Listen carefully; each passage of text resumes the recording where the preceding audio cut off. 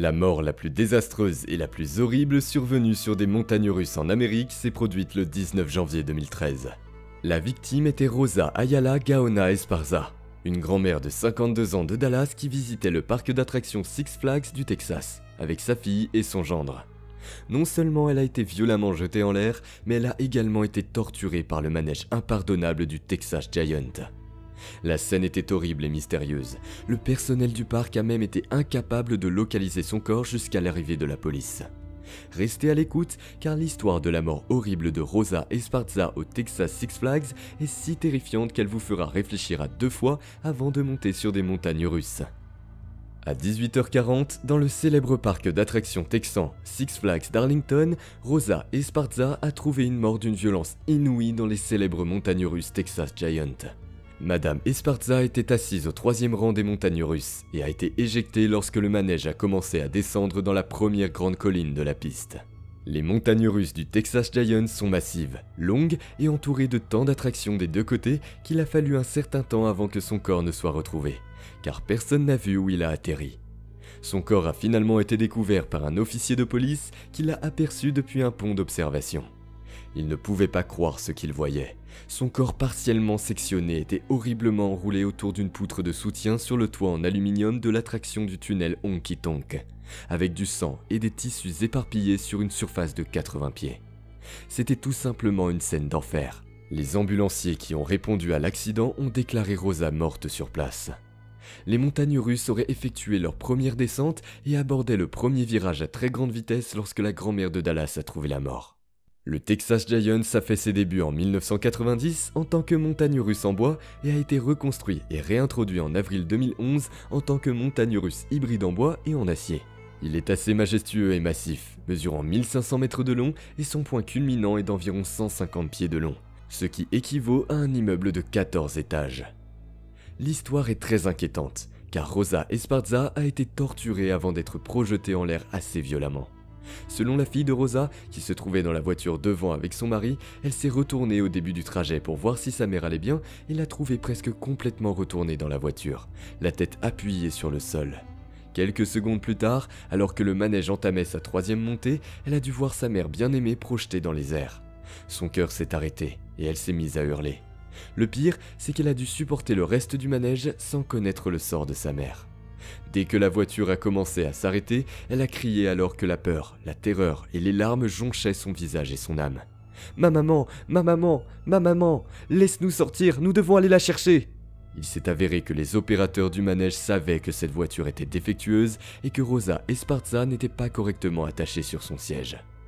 Les enquêteurs de la police d'Arlington ne pouvaient pas croire ce qu'ils entendaient dans de nombreux cas tout au long de l'enquête. Le conducteur du manège leur a dit qu'il avait vérifié les dispositifs de retenue de tout le monde avant le départ des wagons, mais qu'au moment du passage, il se souvenait avoir pensé que le dispositif de retenue n'était pas complètement descendu sur la cuisse d'Esparza.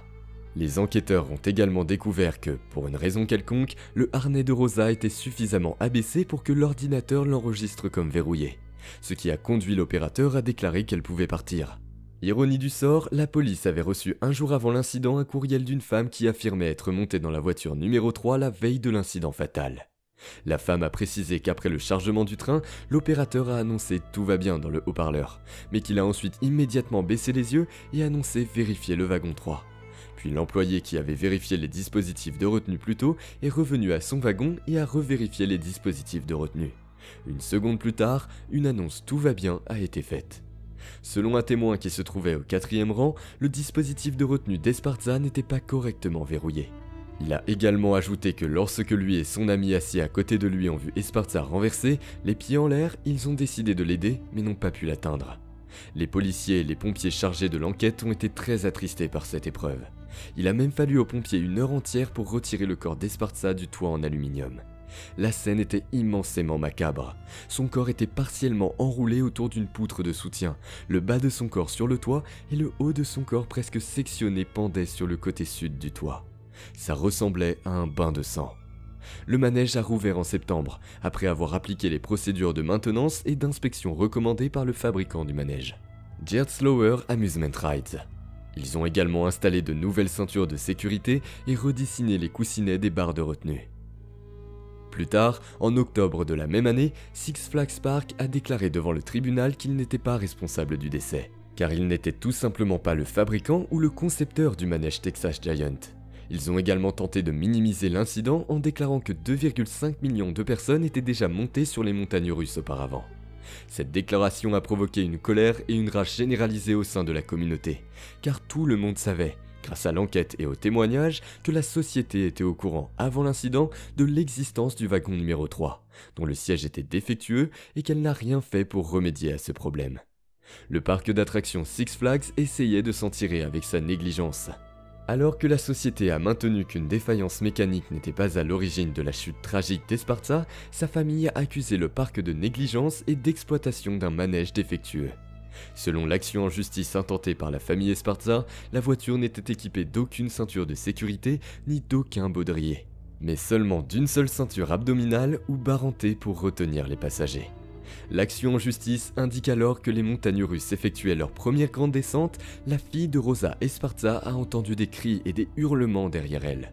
Elle s'est retournée pour voir sa mère en train d'être éjectée de la voiture, derrière la sécurité de son siège. Esparza a ensuite été projetée contre un pilier de soutien alors que la voiture se tordait et tournait, atterrissant sur le toit du tunnel Honky Tonk. L'action en justice indique qu'avant que Rosa ne tombe, des témoins ont déclaré qu'elle s'était plainte que son harnais n'était pas bien attaché. Apparemment, après que Rosa se soit plainte, l'employé du parc lui a dit que tant qu'elle entendait le harnais de la ceinture cliquer une fois, elle était en sécurité. En comparaison, les ceintures des autres passagers ont cliqué plus d'une fois, ce qui signifie qu'elles étaient bien fixées. Mais la ceinture de Rosa n'a cliqué qu'une fois, et pourtant, les employés l'ont autorisée à rester sur le manège. Le fabricant des montagnes russes ainsi que les ingénieurs de Six Flags et des experts externes ont mené une enquête interne de 2 mois après la mort de Rosa.